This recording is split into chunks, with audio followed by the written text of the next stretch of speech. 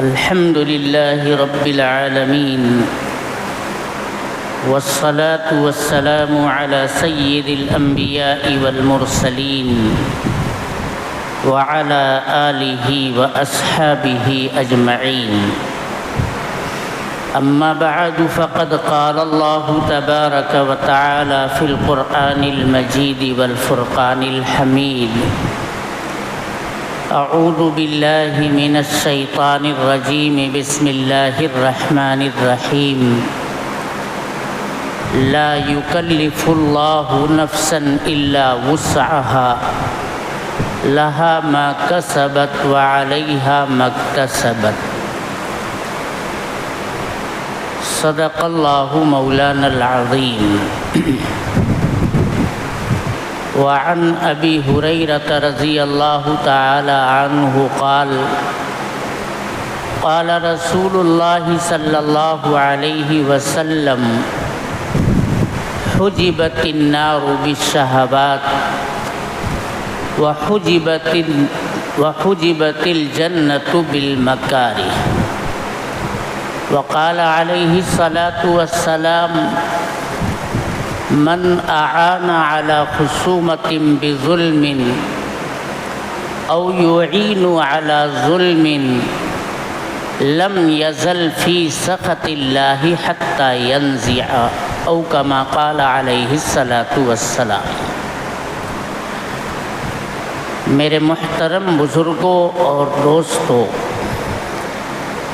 اللہ تبارک و تعالی نے جس پیغمبر اور جس رسول کا پیروکار ہم کو اور آپ کو بنایا ہے، اور جن کی رحمت للعالمین کا تقاضا یہ تھا کہ ساری انسانیت ان کے اوپر اپنی جان چھڑکتی، اس پیغمبر کی زندگی پر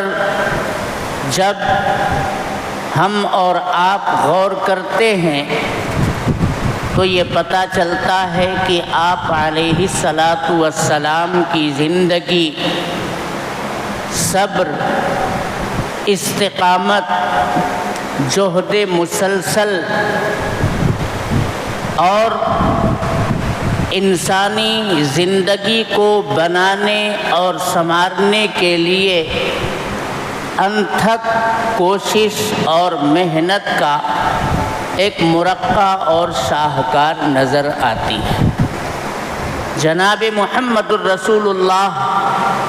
صلی اللہ علیہ وسلم نے حالات اور مشکلات کا کس ثابت قدمی کے ساتھ، کس جماؤ کے ساتھ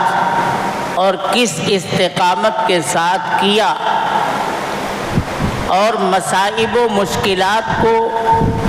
ہنستے کھیلتے آپ علیہ الصلاۃ والسلام جھیلتے رہے، لیکن دین کی دعوت اور دین کی تبلیغ کے لیے آپ نے کوئی بھی دقیقہ فروگزاشت نہیں کیا. جہاں موقع ملا اپنی بات آپ علیہ الصلاۃ والسلام نے کھل کر کے کہہ دی، رکھ دی. جن کے مقدر میں ایمان و اسلام تھا وہ حلقہ بگوش اسلام ہوتے، اور جن کی قسمت ماری تھی وہ ہر بات کا مشاہدہ کرنے کے باوجود محروم القسمت بنے رہے اور اسلام سے دوری بنائے رہے. الغرض نبی اکرم صلی اللہ علیہ وسلم کی زندگی کے مطالعے سے یہ بات بالکل واضح ہو جاتی ہے کہ آپ نے پسند و ناپسند کا فرق بتایا، اللہ کی مرضیات کیا ہیں، نامرضیات کیا ہیں، پھر پسندیدہ باتوں کے اوپر جم کر کھڑے ہو گئے، ناپسندیدہ باتوں کو آپ نے مسترد کرنا شروع کیا. لوگوں کو بتایا کہ اللہ ایک ہے، وہی عبادت کے لائق ہے، اسی کی مرضیات پر چلنا یہ انسانی زندگی کا فرض ہے، نامرضیات سے اپنے آپ کو بچانا یہ انسانیت کی فلاح اور بہبود کے لیے ضروری ہے۔ اگر انہی بنیادوں کے اوپر یہ دنیا چلے گی، چلائی جائے گی تو دنیا کے اندر امن ہوگا، صلح و آشتی ہوگی، اور اگر ناپسندیدہ باتوں پر یہ دنیا اور دنیائے انسانیت چل پڑے گی تو دنیا کے اندر بھی انارکی پھیلے گی، بغض و عداوت، نفرت کا بازار گرم ہوگا، خونریزیاں ہوں گی، تنازعات ہوں گے، اختلاف و انتشار کا یہ دنیا نمونہ پیش کرنی شروع کرے گی۔ میرے دوستو، نبی اکرم صلی اللہ علیہ وسلم نے ہر پسند و ناپسند کو، مرضیات اور نامرضیات کو بالکل واضح کر کے مرضیات کو اپنی ترجیحات کے اندر شامل کیا تھا، اور یہی سبق نبی اکرم صلی اللہ علیہ وسلم سارے انسانوں کو عمومیت کے ساتھ دیتے تھے، اور اپنے گرد و پیش اٹھنے بیٹھنے والے صحابہ کرام یا جو بھی مرد و خواتین آپ کے دست حق پرست پر ایمان کی صف میں شامل ہو چکے تھے، آپ علیہ الصلاۃ والسلام ان کے دلوں کے اندر انہی صفات کو کوٹ کوٹ کر کے بھرنے کی کوشش کرتے تھے کہ جب ایمان لائے ہو تو پھر تمہارے سامنے مشکلات آئیں گی، ان مشکلات کے اوپر صبر آزما حالات سے گزرتے وقت استقامت کا دامن تمہارے ہاتھ سے بالکل نہیں چھوٹنا چاہیے۔ تم دین کو، ایمان کو، ایمانی اعمال کو اپنی زندگی کا اوڑھنا بچھونا بنا کر کے رکھنا، اپنی ترجیحات کے اندر شامل کرنا، تو تمہارے لیے ان مشکلات سے گزرنا آسان ہو جائے گا۔ مشکلات ہمیشہ نہیں رہتی، ان کا بھی ایک وقت ہوتا ہے، وقت گزرنے کے ساتھ ساتھ مشکلات اور مصائب کے حالات بھی گزر جاتے ہیں، لیکن وقتی لذت اور عارضی لذت کی بنیاد پر وہ بھی عارضی ہے، وقت گزرنے کے ساتھ ساتھ خوشی کا ماحول بھی ختم ہو جاتا ہے۔ شادی بیاہ کے موقع آتے ہیں، ایک تاریخ طے ہوتی ہے، مخصوص وقت کے لیے خوشی اور مسرت کے شادیانے بجتے ہیں، اور جب وہ وقت ختم ہو جاتا ہے تو خوشی بھی ختم ہو جاتی ہے، کافور ہو کر کے رہ جاتی ہے۔ تو نہ کوئی خوشی اس دنیا کی دائمی ہے، اور نہ کوئی تکلیف، مشقت، رنج و الم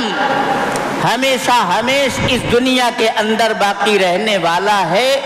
وقت کے ساتھ ساتھ، لمحات کے ساتھ ساتھ یہ خوشی اور غم کے لمحات بھی گزرتے رہتے ہیں۔ انہی اوقات میں، انہی لمحات میں ہمیں اللہ تبارک و تعالی کے حدود کو دیکھ کر کے اپنی طاقت اور اپنی بساط کے بقدر اللہ کی رضا کے کاموں پر چلنا ہے، اور نامرضیات سے ہم کو اور آپ کو بچنا ہے۔ اللہ تبارک و تعالی نے تو یہ کہہ دیا ہے، لا یکلف اللہ نفسا الا وسعها۔ ہم یہ نہیں کہتے ہیں کہ تم صبح سے لے کر شام تک، اور پھر شام سے لے کر کے پوری رات تک آپ کو صرف تسبیح، نماز، ذکر، تلاوت، انہی کاموں کے اندر مصروف اور مشغول رہنا ہے۔ ہم یہ نہیں کہتے کہ اپنے سروں کے اوپر پہاڑ اٹھا کر کے چلنا ہے. ہم یہ نہیں کہتے کہ تم اپنے آپ کو ہمیشہ اللہ کے لیے بالکل مشقت کے اندر مبتلا کر کے رکھو. جب تک تمہاری پیشانی پر بل نہیں آئے گا، پورا جسم محنت اور مشقت کی وجہ سے پسینے سے شرابور نہیں ہو جائے گا، تمہارے جسم کی ہڈیاں، گوشت اور پوست، سب کچھ جب تک اللہ تبارک و تعالی کے لیے اپنے آپ کو تھکا نہیں دیں گے تب تک ہماری رضا نصیب نہیں ہوگی. یا تم جب تک اپنے آپ کو بالکل یکسو کر کے، الگ تھلگ ہو کر کے، انسانیت سے کٹ کر کے کسی غار میں آبادی سے باہر جا کر اپنے پروردگار کی پرستش اور پوجا نہیں کرو گے، ہم تم سے راضی نہیں رہیں گے. ایسا کوئی مسئلہ اللہ تبارک و تعالی نے نہیں رکھا ہے، بلکہ اللہ نے تو یہ کہا لا یکلف اللہ نفسا الا وسعها. اللہ تبارک و تعالی کسی بھی نفس کو، کسی بھی جان کو، کسی بھی انسان کو، کسی بھی مکلف بالغ مرد اور عورت کو اس کی طاقت سے زیادہ بار اٹھانے کا مکلف نہیں بناتا ہے. اسی لیے ہم یہ دیکھتے ہیں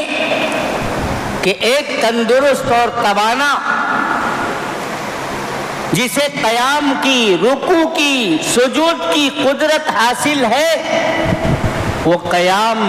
رکوع اور سجدے کے ساتھ اپنی نمازوں کو پڑھے گا. قیام فرض ہے، رکوع فرض ہے، سجدہ فرض ہے. کس پر؟ جو صحت مند ہے، جو تندرست و توانا ہے. لیکن جب اس کی توانائی پہ فرق پڑتا ہے، کبر سنی، بڑھاپے کی وجہ سے، یا کسی علالت بیماری میں مبتلا ہو جانے کی وجہ سے، تو پھر قیام کا فریضہ اس پر سے ساقط ہو جاتا ہے. اسے بیٹھ کر نماز پڑھنے کی اجازت مل جاتی. نفل کی بات نہیں کر رہا ہوں، نفل نماز تو تندرست آدمی بھی کھڑے ہو کر پڑھنا چاہے دوہرا اجر پائے گا، بیٹھ کر کے نفل پڑھنا چاہے نفل ادا ہو جائے گی. ایسا نہیں ہے کہ ادا ہی نہیں ہوگی، ادا ہو جائے گی، البتہ اس کے ثواب میں تنصیب ہو جائے گی، آدھا ثواب ملے گا، کم ثواب ملے گا. تو نفل نمازوں کے اندر تو تندرست آدمی کو بھی بیٹھ کر کے نماز پڑھنے کی اجازت ہے. لیکن فرض اور واجب نماز اگر قدرت علی القیام حاصل ہے، کھڑے ہو کر کے وہ نماز پڑھ سکتا ہے، قیام کو ترک کرے گا، بیٹھ کر کے نماز ادا کرے گا، اس کی نماز شرعاً ادا نہیں سمجھی جائے گی، فریضہ اس کے ذمے سے ساقط نہیں ہوگا، وہ نماز اس کی ہوئی ہی نہیں. فرض کا مسئلہ الگ ہے، نفل کا مسئلہ الگ ہے. فرض کی بات میں کر رہا ہوں کہ جب آدمی کمزور ہو جائے یا کسی بیماری کا شکار ہو جائے تو اللہ تبارک و تعالی اس کے لیے رخصت عنایت فرماتے ہیں کہ بھائی اب تم بیٹھ کر کے نماز پڑھ سکتے ہو. لا یکلف اللہ نفسا الا وسعها. اس علالت اور بیماری کے باوجود اللہ کی طرف سے یہ مطالبہ اور تقاضا نہیں ہے کہ چاہے تمہاری کمر ٹوٹ جائے، چاہے تمہارے پیروں میں سلیہ لگا ہوا کیوں نہ ہو، فریکچر ہو جانے کی، تم کو تو کھڑے ہو کر کے بالکل اللہ تبارک و تعالی میرے محترم بزرگوں اور دوستوں اپنے بندوں پر، اپنی بندیوں پر اتنا رحیم و کریم ہے کہ وہ طاقت سے زائد بوجھ اٹھانے کا مکلف نہیں بناتا ہے. لا یکلف اللہ نفسا الا وسعها. ہاں، جتنے کہ آپ مکلف ہیں پوری دلچسپی کے ساتھ اپنی ترجیحات کو اندر اس عمل کو شامل کر کے انجام دینے کی جد و جہد تسلسل کے ساتھ اپنی زندگی میں قائم کرو، باقی رکھو، جیسا کہ نبی اکرم صلی اللہ علیہ وسلم نے اپنے صحابہ کرام کو یہی طرز زندگی دیا تھا۔ ہم بھی وہی نعرہ بلند کرتے ہیں، ہم بھی توحید و رسالت کے علم بردار ہیں، اپنی زبان سے اللہ کی وحدانیت کا اعلان اشہد ان لا الہ الا اللہ کہہ کر کے کرتے ہیں، اسی کو عبادت کے لائق سمجھتے ہیں۔ وَأَشْهَدُ أَنَّ مُحَمَّدَ الرَّسُولُ اللَّهِ، اور ببانگ دوہل ساری دنیا کے سامنے نبی اکرم صلی اللہ علیہ وسلم کی رسالت و نبوت پر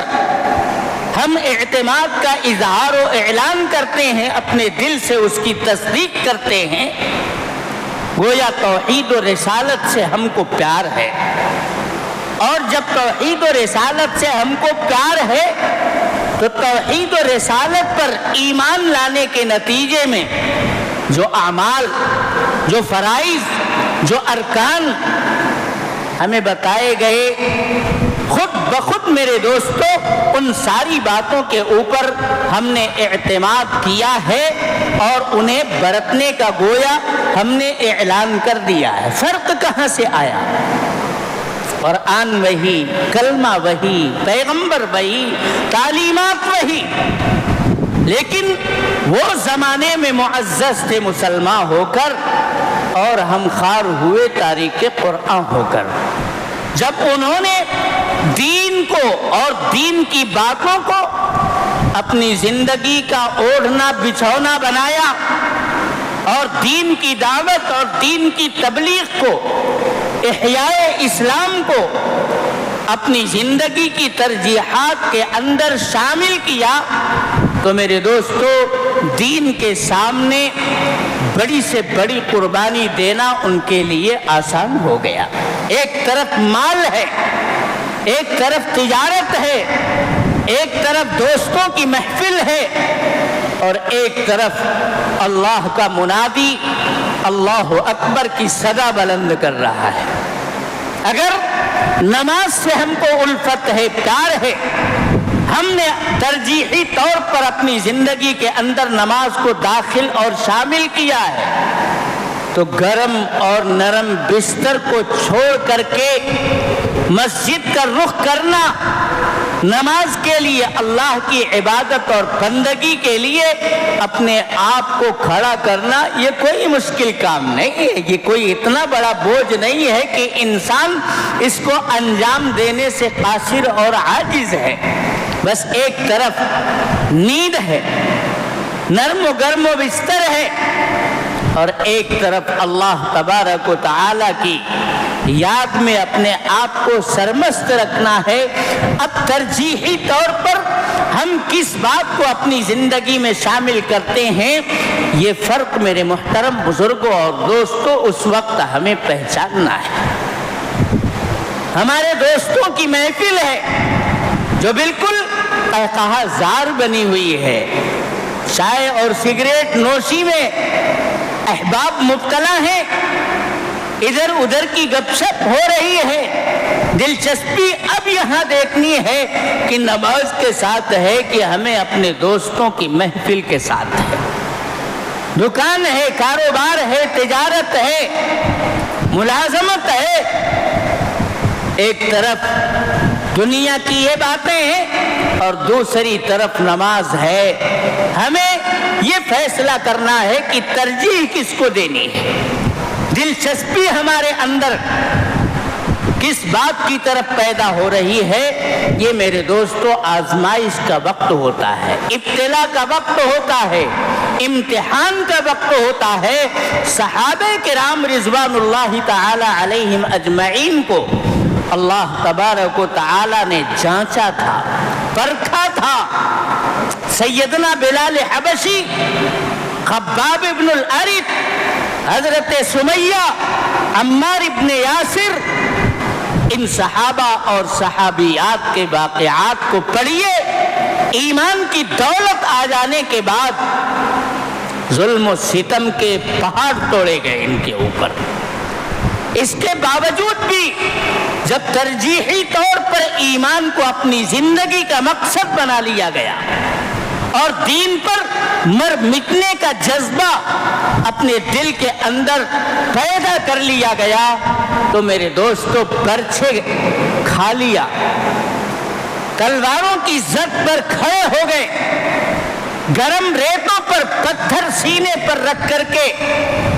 گھسیٹا جانا گوارا کر لیا. لیکن میرے محترم بزرگوں اور دوستوں, دین سے سرے منہ انحراف اور کلمہ اسلام سے ایک رتی اور ایک انچ کے برابر بھی پیچھے ہٹنا انہوں نے گوارا نہیں کیا. تو اللہ نے کیا کہا؟ اولئک الذین امتحن اللہ قلوبہم للتقوی. یہی وہ صحابہ ہیں, یہی وہ نبی اکرم صلی اللہ علیہ وسلم کے صحبت یافتہ افراد ہیں, مرد و خواتین ہیں, جن کی اللہ تبارک و تعالی نے قدم قدم پر جانچ کی, ان کا امتحان لیا,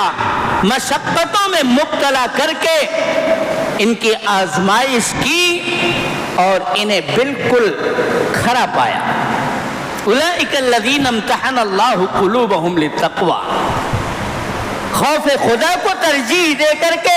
ایمان اور دین کے اوپر یا اپنا سب کچھ قربان کرتے ہیں,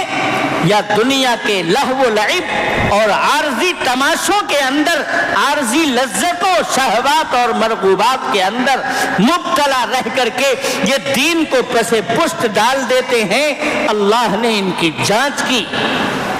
ان کی آزمائش کی, اور یہ تقوی پرہیزگاری کے راستے پر چلتے ہوئے بالکل کھڑا سونا نظر آئے.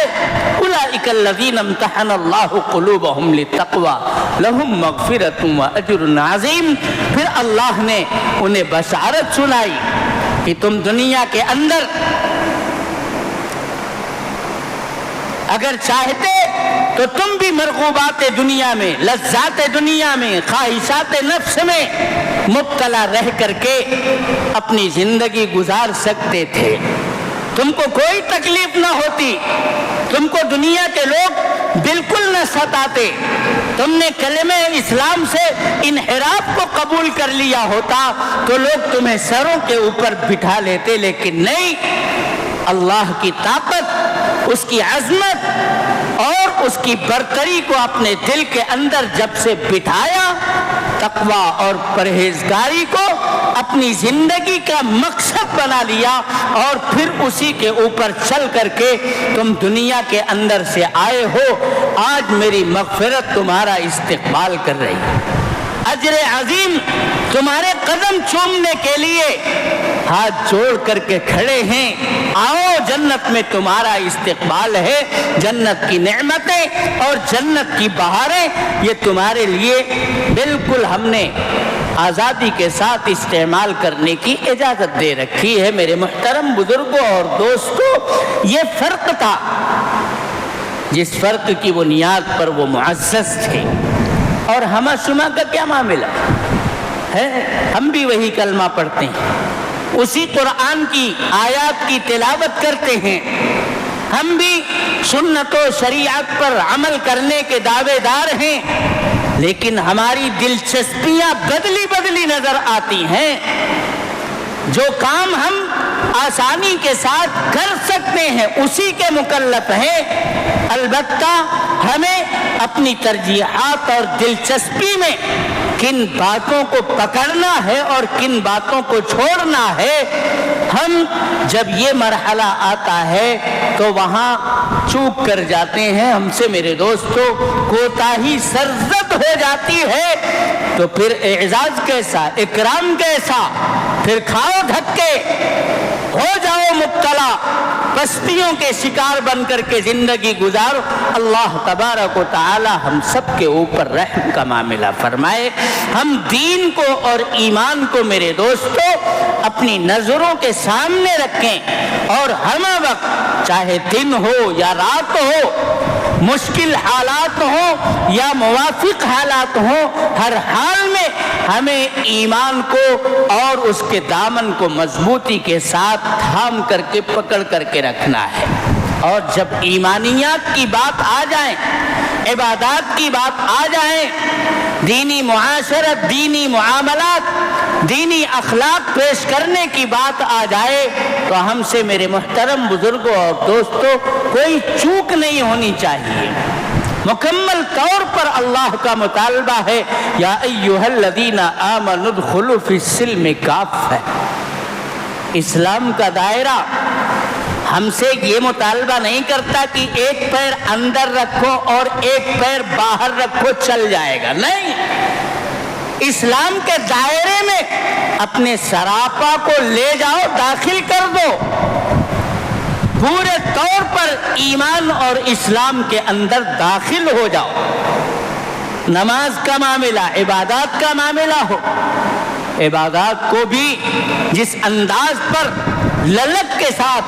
طلب کے ساتھ، اپنے پروردگار کی رضا کی آرزو اور جستجو کے ساتھ ہمیں عبادات کی طرف میلان رکھنا چاہیے، وہ میلان اپنے اندر پیدا کرو، وہ تمنا، وہ جستجو، وہ آرزو اپنے اندر جگاؤ۔ بار اور بوجھ سمجھ کر کے کاہل آدمی، سست آدمی کی طرح سے ایک ایک قدم اٹھاؤ، یہ نہیں ہونا چاہیے۔ پوری رغبت کے ساتھ، پوری دلچسپی کے ساتھ ہر کام کو چھوڑ کر کے اللہ تبارک و تعالی کے سامنے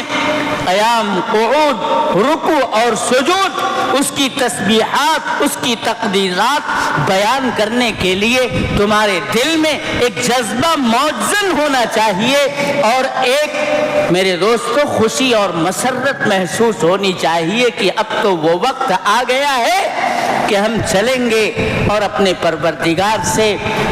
اس کی حمد و ثنا بیان کر کے راز و نیاز کی باتیں کریں گے، اپنی ضروریات کو، اپنی فریاد کو اپنے آقا کے سامنے پیش کریں گے۔ اب تو وہ وقت آ گیا ہے ہم اپنے پروردگار کو راضی کرنے والا عمل انجام دیں گے۔ یہ جذبہ میرے دوستو جب لے کر کے ہم اٹھیں گے تو نماز پڑھیں گے، نماز کی حلاوت اور اس کی چاشنی، اس کی مٹھاس محسوس ہوگی۔ نماز کے اندر کاہلی اور سستی بالکل نہیں آئے گی، پوری دلچسپی کے ساتھ ہم نماز کو پڑھیں گے، ہم رمضان کے روزوں کو رکھیں گے، ہمارے لیے حج کی عبادت مرغوب بن جائے گی، ہمیں زکوٰۃ دینا، صدقات و خیرات سے انسانیت کی خدمت کرنا ہماری دلچسپی کا ترجیحی سامان بن جائے گا۔ لیکن اپنے اندر ہم یہ دلچسپی پیدا کرنے کی کوشش تو کریں۔ صحابہ کرام رضوان اللہ تعالی علیہم اجمعین نے میرے دوستو یہ کوشش کی تھی، اور اپنی انتھک جد و جہد کا اسی کو معیار بنایا تھا۔ تو ہر جانچ کے اندر کھرے اترے، اللہ تبارک و تعالی نے ان کے لیے رضی اللہ عنہم ورضوا عنہ، اپنی رضا کا اعلان کیا، اللہ ان سے خوش اور پھر وہ بھی اللہ سے خوش،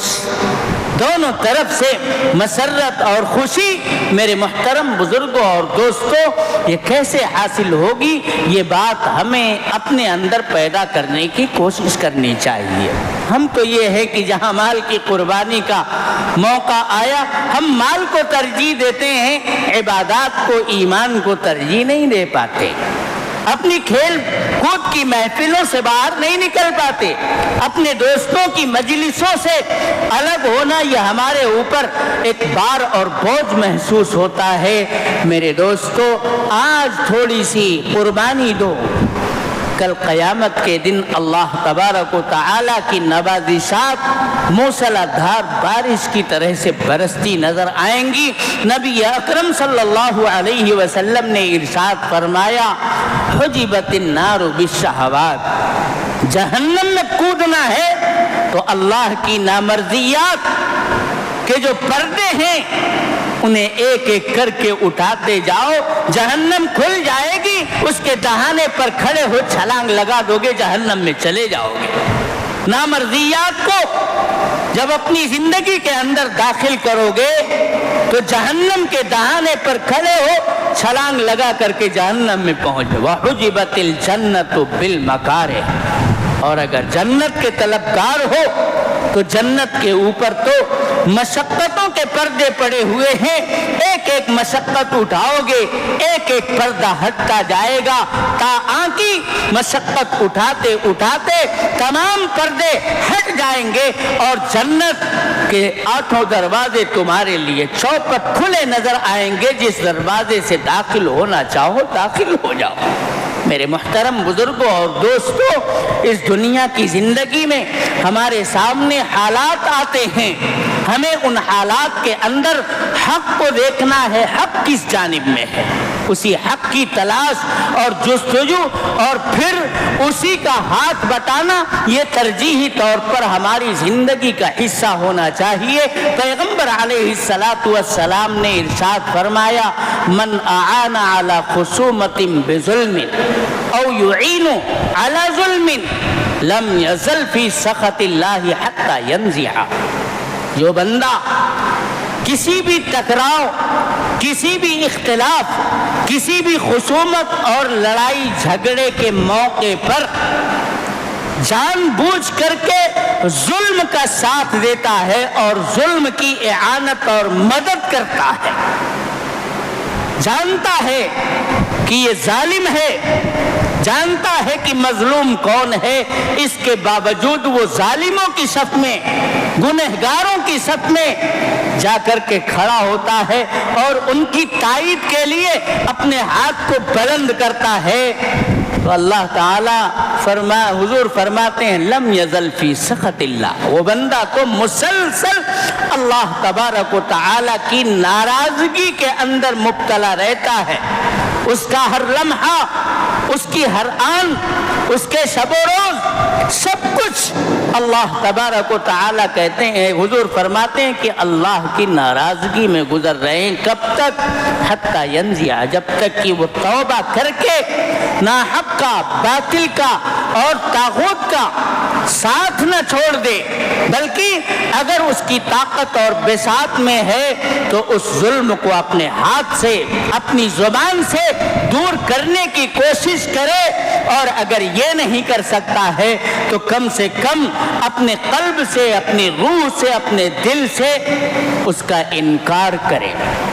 اس کو مسترد کرے، اس کو برا گردانے، اس کو برا سمجھے، اور کبھی بھی ظلم اور ظالم کے ساتھ کھڑا ہوا وہ نظر نہ آئے، مظلوم کے ساتھ کھڑا رہنا چاہیے۔ میرے محترم بزرگوں اور دوستوں، ہر زمانے کے اندر ہمارے پیغمبر کی یہ سیرت رہی ہے، اور اسی سیرت کو سامنے رکھ کر کے ہمارے اکابر نے، بزرگوں نے حق کو مضبوطی کے ساتھ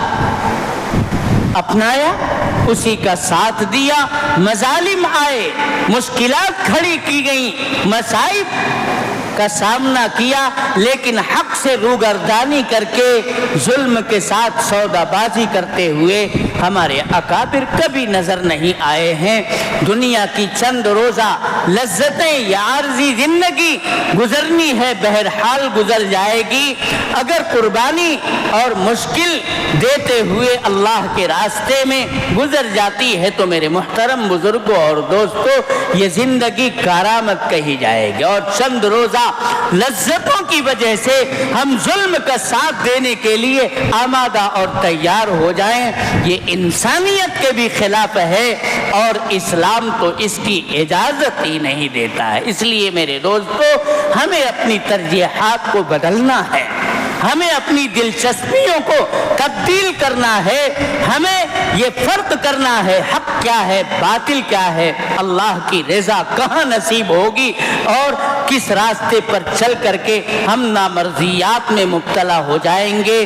یہ میرے دوستو پہچان کر کے حق کا اور مرضیات پر چلتے رہنے کا ہمیں ٹارگٹ اور ہدف طے کرنا ہے۔ اللہ تبارک و تعالی ہمارے بزرگوں کی ہمت میں، حوصلوں میں خوب برکت عطا فرمائے، اور ان کے خطوط پر ہم سب کو عمل کرنے کی توفیق عطا فرمائے۔ وآخر دعوانا ان الحمد للہ رب العالمین۔